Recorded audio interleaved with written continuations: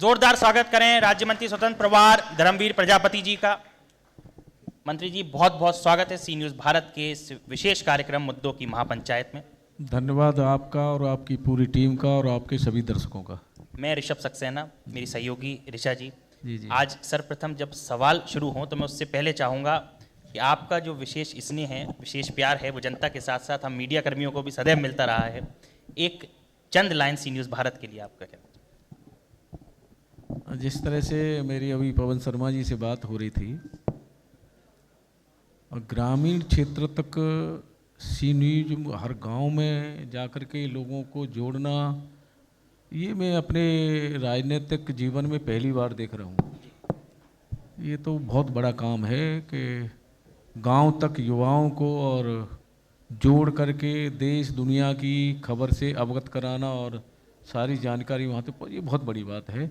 मैं हृदय से इस काम के लिए तो साधुवाद करता हूँ। अब जब सवालों के साथ शुरू करेंगे तो मंत्री जी सर्वप्रथम सवाल यही आता है कि इतनी प्यारी सादगी, इतनी प्यारी मुस्कान के साथ साथ इतना बड़ा विभागों की जिम्मेदारी लेकर जब आप कैबिनेट में उतरते हैं, मंत्रियों के साथ जब आप बैठते हैं और आगे जनता के बीच जब चीज़ों को रखते हैं, तो क्या कुछ समस्या, क्या कुछ चैलेंजेस भी नज़र आते हैं और किस तरह से इसको बेबाकी से आप पार करते हैं? देखिए, सबसे बड़ी बात है कि सादगी तो हर व्यक्ति के जीवन में होनी चाहिए।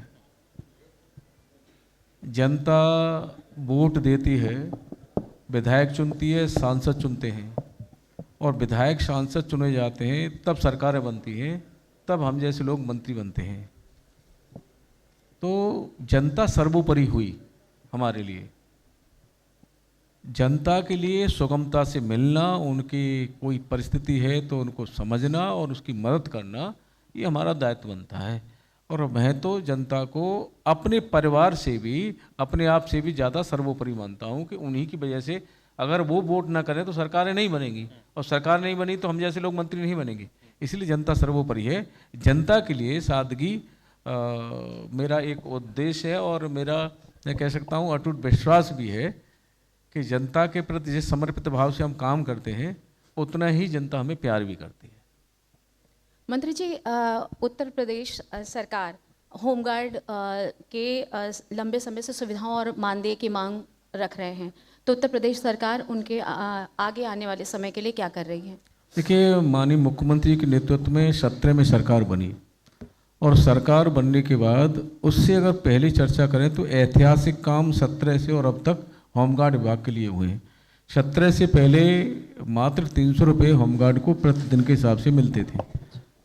जैसे ही सरकार बनी, माननीय मुख्यमंत्री जी ने 2 बार उनका दैनिक भत्ता बढ़ाया और दैनिक भत्ता 2 बार नहीं बढ़ाया, उनको सीधा महंगाई भत्ते से भी जोड़ दिया। आज हमारे होमगार्ड के जवान को 900 से ज़्यादा ऊपर पैसे महीने के मिलते हैं। दूसरा, उनकी जो वर्दी भत्ता सीधा उनके खाते में, ड्यूटी उनकी सारी ऑनलाइन। पहले 17 से पहले हमारे होमगार्ड, भगवान न करे किसी के घर में इस तरह दुर्घटना हो, अगर कोई होमगार्ड के जवान ड्यूटी के दौरान कोई दुर्घटना होती थी और वो दिवंगत होता था तो 3 लाख रुपए की बीमा राशि थी और वो बीमा कंपनियां महीनों चक्कर लगवाती थी और पैसा पूरा मिल भी नहीं पाता था। ऐसे ही माननीय मुख्यमंत्री जी ने समझने के बाद 3 लाख रुपए की जो बीमा राशि थी सीधा अनुग्रह राशि कर दिया 5 लाख रुपए, 10 दिन के अंदर उसके परिवार के मिल जाती है। और दूसरा, यही नहीं, ड्यूटी के दौरान दुर्घटना थी पहले, अब हमारे इस समय होमगार्ड ड्यूटी पे है, घर में है, कहीं रास्ते में है, कहीं भी आ रहा है तो 5 लाख रुपए सीधे, अगर वो दिवंगत होता है किसी दुर्घटना में तो 5 लाख रुपए की अनुग्रह राशि सीधे परिवार के यहाँ पहुँच जाती है। और दूसरा, मृतक आश्रित को नौकरी भी देते हैं। इसी में हम लोगों को सही संतुष्टि नहीं हुई इससे, क्योंकि होमगार्ड के रिटायर होने के बाद कुछ मिलता नहीं है। हमने बैंकों से बात की, अपने अधिकारियों को लगाया बात करने के लिए और होमगार्डों की जो बात हुई बैंकों से, तो होमगार्ड इस तरह की अगर कोई दुर्घटना होती है, होमगार्ड का जवान दिवंगत होता है, होमगार्ड के जवान बैंकों में खाता खोलेंगे, 1 रुपया उनका कटना नहीं है। अगर इस तरह की कोई घटना होती है तो 5 लाख सरकार के अनुग्रह राशि और 35 लाख बैंक, 40 लाख रुपए उस परिवार को मिलते हैं। हम लोगों को आत्मसंतुष्टि होती है कि उसके लिए हम कुछ कर पाए और 600 से ज़्यादा हम परिवारों को दे चुके हैं। इसके आगे अगर हम चलें तो ट्रेनिंग, भत्ता उनका रिफ्रेश की जो ट्रेनिंग होती थी तो मात्र ट्रेनिंग भत्ता और दैनिक भत्ते में जमीन आसमान का अंतर था। मात्र 260 रुपये ट्रेनिंग के लिए मिलते थे, 160 खाने के कटते थे, 100 रुपये बचते थे। 100 रुपये में व्यक्ति कुछ हो नहीं, तो कोई भी व्यक्ति अपना दैनिक भत्ता छोड़ करके ट्रेनिंग के लिए नहीं आता था। माननीय मुख्यमंत्री ने ट्रेनिंग भत्ता दैनिक भत्ता एक समान किया। पहले 45 दिन की ट्रेनिंग होती थी, वो 90 दिन की। इस तरह से बहुत कुछ बदलाव, अभी बहुत बड़ा काम हुआ है होमगार्ड के और होमगार्ड के परिवारों को माननीय मुख्यमंत्री जी ने 5 लाख की कैशलेस की इलाज की व्यवस्था से जोड़ा है, मुफ्त इलाज की व्यवस्था से जोड़ा है। बहुत बड़ा ऐतिहासिक काम हुआ है। अच्छा मंत्री जी, इससे देश पहले की आज़ादी के बाद पहली बार, देश की आज़ादी के बाद गठन होने के बाद होमगार्ड विभाग का पहली बार 41,424 की पारदर्शी तरीके से भर्ती हो रही है। पेपर हो गया है, अब उसकी प्रक्रिया और आगे की चल रही है। अपना उनकी ट्रेनिंग भी होनी है और मेडिकल भी होना है, फिजिकल होना है, उसके बाद ड्यूटी आएंगे। कायाकल्प होने जा रहा है होमगार्ड विभाग का। नौजवान लड़के हमारे आने वाले हैं। पहले 17 से पहले ड्यूटी मिलती थी 40%, 50%। आज हमारे पास ड्यूटियाँ ज़्यादा हैं, होमगार्ड के जवान कम हैं। बहुत ऐतिहासिक बदलाव हुए हमारे होमगार्ड में। मंत्री जी, चूंकि इससे पहले कई विभाग आपके पास रहे हैं, जब आप जेल मंत्री रहे, कारागार मंत्री रहे, तब भी आपने कई ऐसे जिले हैं, चाहे जालौन की बात कर लें, चाहे अन्य जनपदों की बात कर लें, बड़े ऐसे ऐतिहासिक कार्य करे जो आज भी चर्चा का विषय बने रहते हैं। निश्चित रूप से हम जब कहीं जाते हैं जिलों में, तो कार्यकर्ता आज भी जेल विभाग के कार्य को, जैसे आपने चर्चा की, आज भी चर्चा करता है। जालौन जिले में अभी हमारा जाना हुआ था 1 महीने पहले, तो वहाँ कार्यकर्ता बता रहे थे हमारे कि कैदी छूट के आया है और बड़ा आपराधिक किस्म का व्यक्ति था, लेकिन जेलों में हम संवाद करते थे, वो व्यक्ति अभी हर शनिवार को दुर्गा सप्तशती का पाठ घर पे कराता है। और उसने कहा कि ये सब कराने में माननीय मंत्री जी की भूमिका रही है। उन्होंने जब संवाद हमसे किया तो मेरा सारे अपराध की प्रवृत्ति छूट गई और मैं धार्मिक काम में लग गया।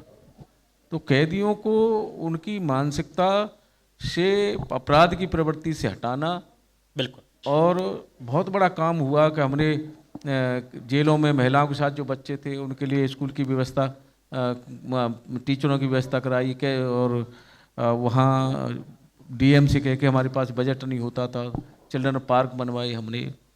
तो इस तरह से ऐतिहासिक जेल मैनुअल हमारे कार्यकाल में बदला गया, अंग्रेजों के समय का बना हुआ। बहुत ऐतिहासिक कार्य आपने। त्योहार, हर त्योहार, हर धर्म का त्योहार हमने जिस तरह से बाहर हम लोग मनाते हैं, उसी तरह का त्योहार हमारा जेलों में हो।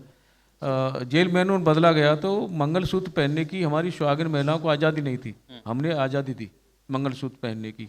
भैया दूज, रक्षाबंधन हमने मनवाया। जेलों में हमने महिला बैरकें अलग होती हैं, पुरुष बैरकें अलग होती हैं, कोई पुरुष जा नहीं सकता। तो हमें 4 दिन पहले जब करवा चौथ का व्रत आ रहा था, तो हमें हमारे किसी पत्रकार ने हमसे पूछा क्या करवा चौथ पे भी कुछ कराएंगे? मैं क्यों नहीं कराएंगे, अगर कोई महिला व्रत रहेंगी, उनके पति वहीं हैं तो उनकी पूजा करा देंगे। और हमने पूजा कराई, वहाँ पति जेल में थे तो उनकी पूजा कराई। और अगर बाहर से कोई महिला गई है अपने पति से मिलने, उनको भी आज़ादी दी हमने, जाओ अपना पूजन करो, व्रत पूरा करो। अगर कोई पुरुष गया है तो उसको भी हमने इजाज़त दी।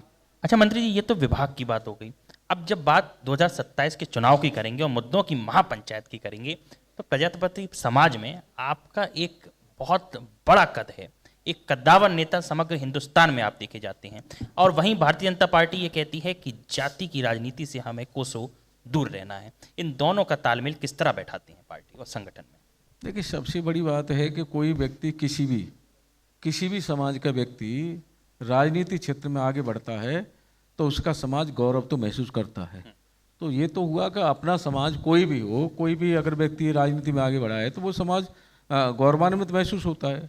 अभी जब मैं देवधर में दर्शन करने गया था परिवार के साथ, वहाँ समाज के लोगों को पता चला तो इतना बड़ा हॉल में लोग में इकट्ठा हो गए, शाम को तो मीटिंग हो गई। तो सब आज भी वहाँ जब पोस्टें गई सोशल मीडिया पे, तो बिहार से तमाम लोगों के फ़ोन, राजस्थान से, मध्य प्रदेश से फ़ोन आए कि आप, तो इतना तो है, स्वाभाविक है। अभी हमारी जुलाई के महीने में पूरे देश में दत्त जयंती मनाई जाती है, जी। महाराज दत्त जयंती मनाई जाती है। तो अभी आगरा में हमारी मनी थी 11 तारीख को। मीडिया ने ही, हमारे सभी मीडिया ने 1000 बाइकें मीडिया ने दिखाई। हाँ। अब 1000 बाइकें मीडिया के हम सत्यता मान लें तो 2000 लोग हो गए।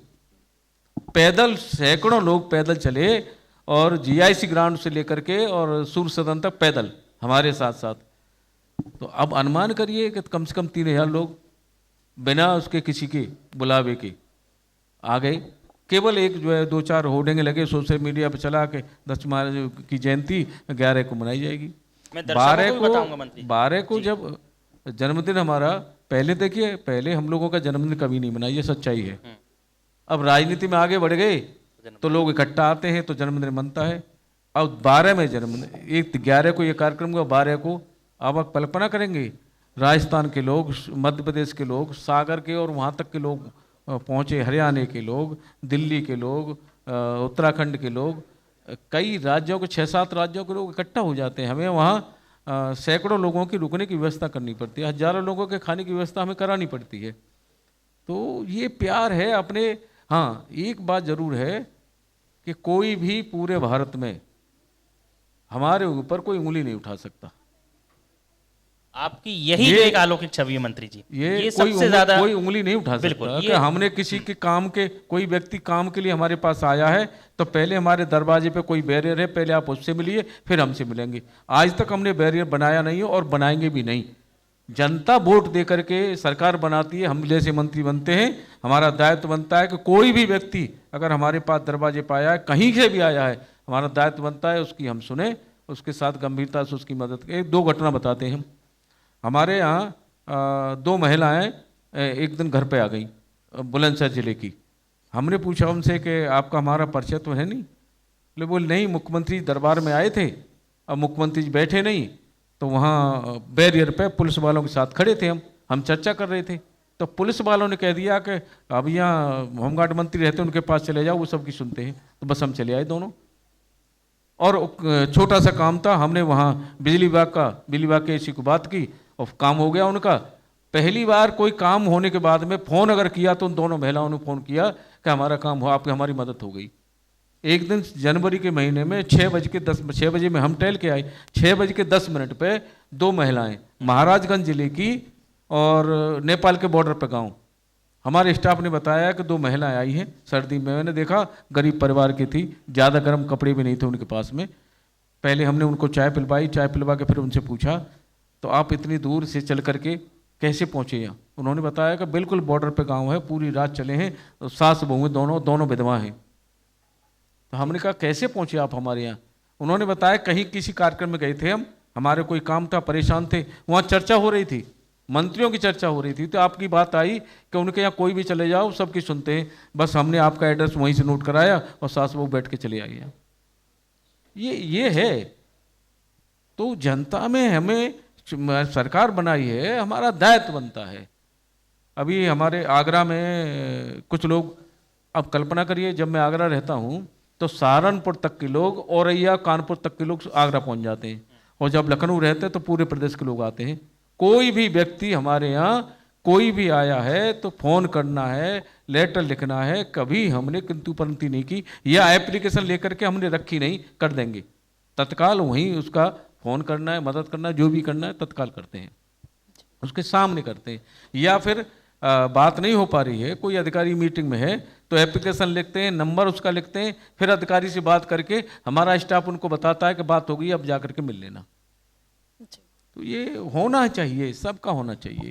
तो मंत्री जी, मानसून, बाढ़, आग जैसी आपदाएं जब आ जाती हैं तो इसमें विभाग की क्या मतलब तैयारियां रहती हैं, और इसमें होमगार्ड के क्या मेन भूमिका देखिए, रहती है? प्राकृतिक आपदा की भी हमने होमगार्डों को ट्रेनिंग दी है। अभी सिविल डिफेंस भी है हमारे पास, वो भी हमारे सिविल डिफेंस के बारे में मैं चर्चा जरूर करूँगा।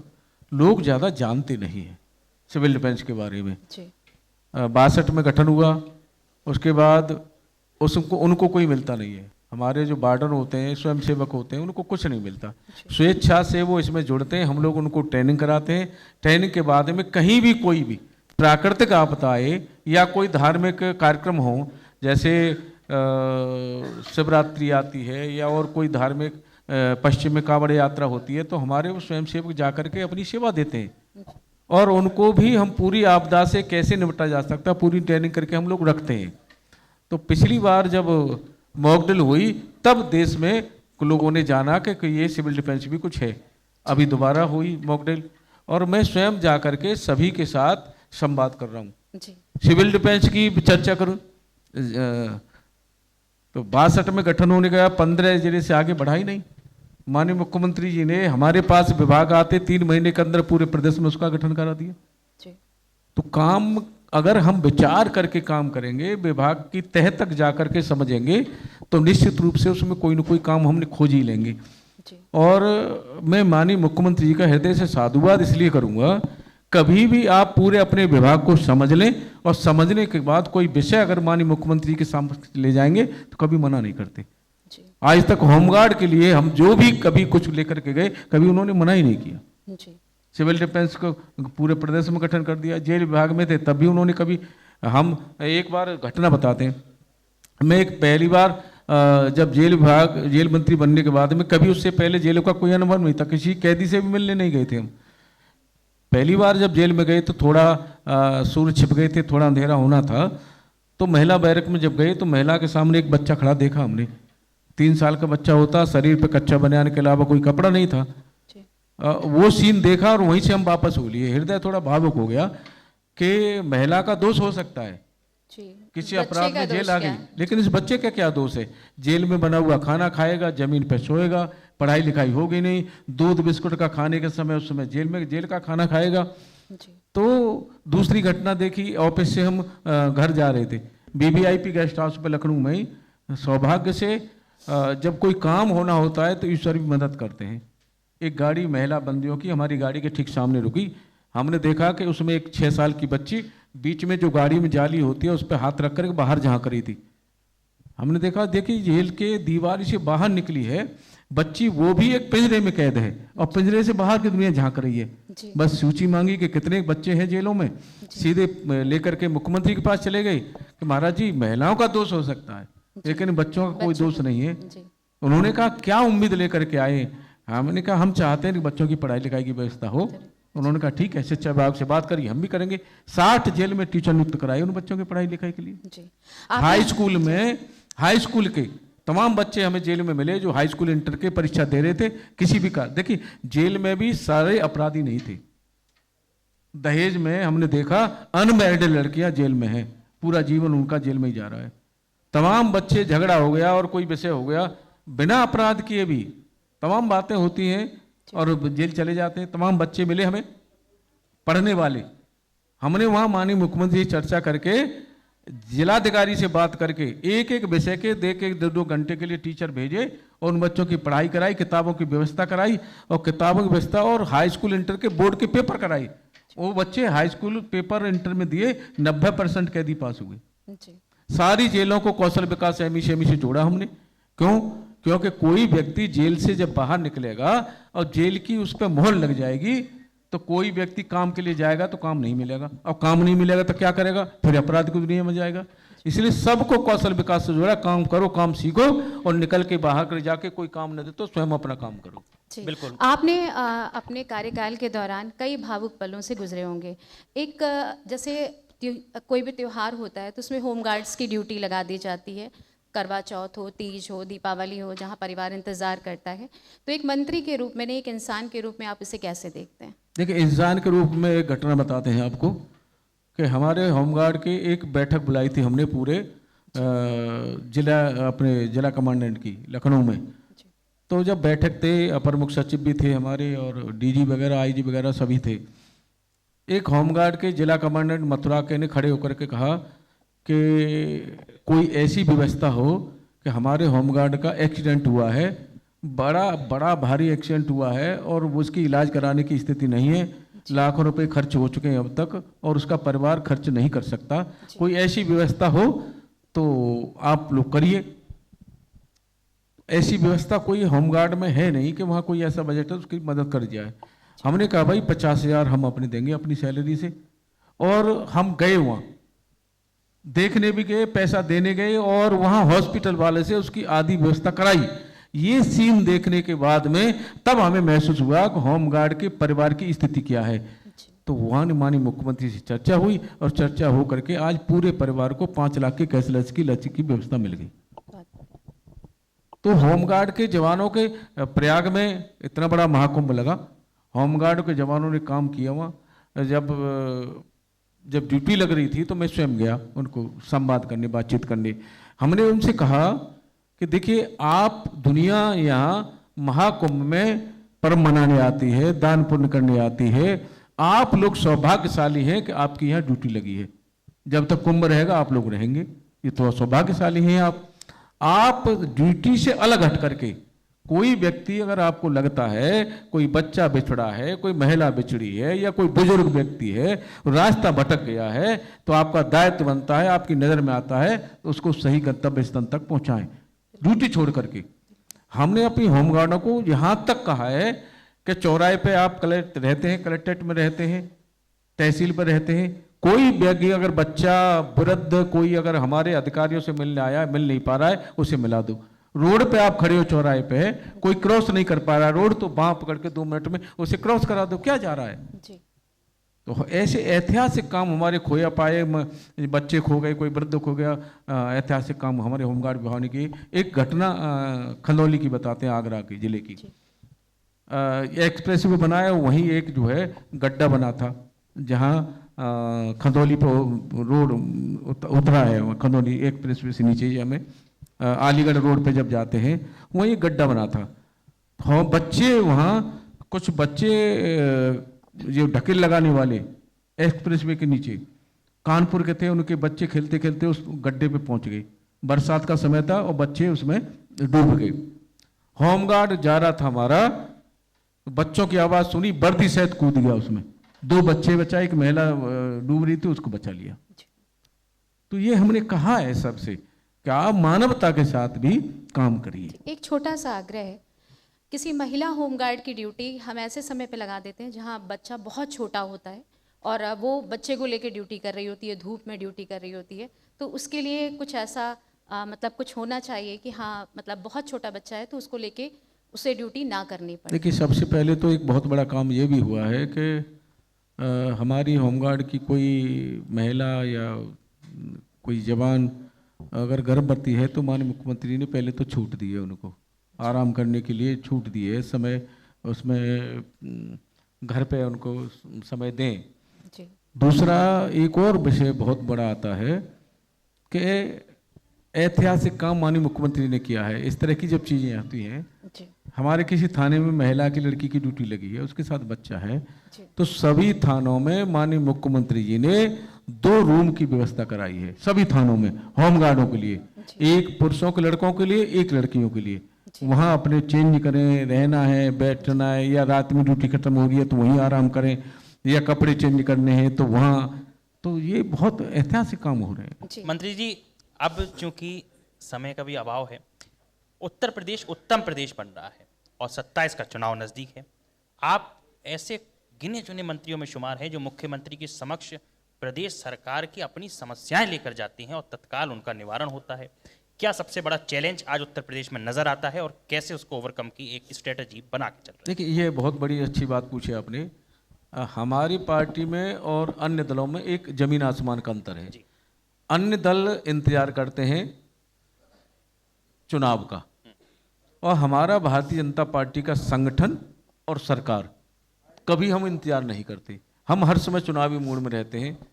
सरकार के मंत्री, माननीय मुख्यमंत्री जी स्वयं 10 साल उनके होने जा रहे हैं, एक दिन की छुट्टी नहीं ली, बिना रुके बिना थके निरंतर उत्तर प्रदेश कैसे आगे परिश्रम की पराकाष्ठा कर रहे हैं। ऐसे ही मंत्रीगण सारी केंद्र सरकार, प्रदेश सरकार की नीतियों को लेकर के जनता के बीच रहते हैं। संगठन हमारा संगठन के कार्यों को लेकर के जनता के बीच में रहता है, और उसका परिणाम ये आता है कि हमें आशीर्वाद प्रदेशों की जनता देती चली आ रही है, और विपक्ष ट्वीट करता है, घर से जाता नहीं है, घर से ऑफिस, ऑफिस से घर। हालांकि विपक्ष होमगार्ड भर्ती को लेकर भी बड़ा सक्रिय दिखा था और बड़े सवाल भी उठा रहा था। सवाल उठे, लेकिन पूरी पारदर्शी तरीके से, कहीं कोई उंगली नहीं उठी। और मैं तो हृदय से माननीय मुख्यमंत्री का साधुवाद करता हूं। पहले कोई बच्चा गरीब परिवार का टेस्ट क्वालिफाई करता था और फिर चाचा की, ताऊ की, भतीजे की और बड़े बड़े नेताओं की लिस्ट आती थी, वो बेचारा छूट जाता था और लिस्ट लग जाती थी। आज हमारे यहाँ किसी भी अगर कोई व्यक्ति श्रमिक का भी टैलेंटेड है, अगर उसने टेस्ट क्वालिफाई किया है, हमारे किसी डिप्टी सीएम की, किसी की मंत्री की हिम्मत नहीं कि उसका नाम कटवा के किसी अपने बच्चे का चढ़ा दे। तो मैं कह सकता हूं कि पूरी पारदर्शी तरीके से जो होनहार हमारे बच्चे हैं, चाहे वो गरीब का है, चाहे श्रमिक का है, किसी का भी है, अगर वो टैलेंटेड है तो भर्ती होगा। प्रमाण ऐसे मैं 50 बता दूंगा आपको। अभी हमारे एक परिवार में 4 बच्चे, 2 लड़के 2 लड़कियां, चारों पुलिस में भर्ती हुए, चारों बच्चे पुलिस में भर्ती हुए और बिना किसी सिफारिश के। सैकड़ों ऐसे बच्चे हमसे भी मिलते हैं। अभी पुलिस की भर्ती हुई थी और पुलिस के लिए ट्रेनिंग करने गए बच्चे, तो कोई बच्चा दावत कर रहा है, कोई भंडारा कर रहा है। लोगों ने पूछा भी, बोले हमारा 1 रुपया खर्च नहीं हुआ है, तो बड़ी इज्जत के साथ, सम्मान के साथ हम लोग जा रहे हैं। ये विश्वास पैदा किया है हमारे नौजवान बच्चों में, और होना भी चाहिए। जो टैलेंटेड बच्चा है वो निश्चित रूप से कामयाब होना चाहिए। और सरकार की तरफ से माननीय मुख्यमंत्री ने व्यवस्था की है पूरी पारदर्शी तरीके से, जो है बच्चा वो आए। अच्छा, टैलेंटेड बच्चा अगर छूटता है, तो वहाँ लिस्टें लगती थी पिछली सरकारों में, टैलेंटेड बच्चा छूटता था। अब टैलेंटेड बच्चा छूट रहा है तो देश प्रदेश प्रगति कैसे करेगा, कैसे प्रगति करेगा? अब टैलेंटेड बच्चे आएंगे तो निश्चित रूप से उनका दिमाग भी उतना ही होगा, प्रदेश भी आगे बढ़ेगा, देश भी आगे बढ़ेगा। बहुत बहुत शुक्रिया मंत्री जी, सी न्यूज़ भारत के विशेष मंच मुद्दों की महापंचायत। धन्यवाद आपका और आपके सभी दर्शकों का, बहुत बहुत साधुवाद।